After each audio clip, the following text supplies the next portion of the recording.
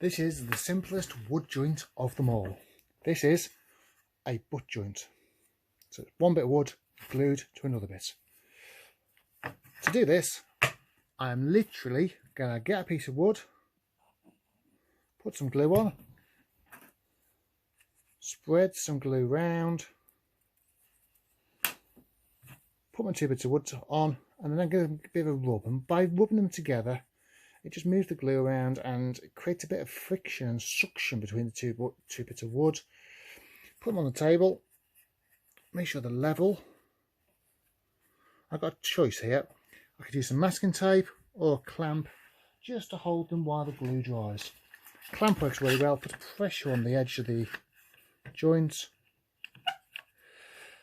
What you've got to watch out for here is, you see where I tighten this, it's created a little gap there. So get your angle of the clamp right, and we've got to let that dry. Problem with a butt joint is it's just not very strong. So if I twist it, it really easily falls apart. It's good if you've got a long piece. So imagine a big box, you can really get a load of glue on, that would work. But as an end joint, it's just not very strong. But it's the easiest joint of all to make, which is a butt joint.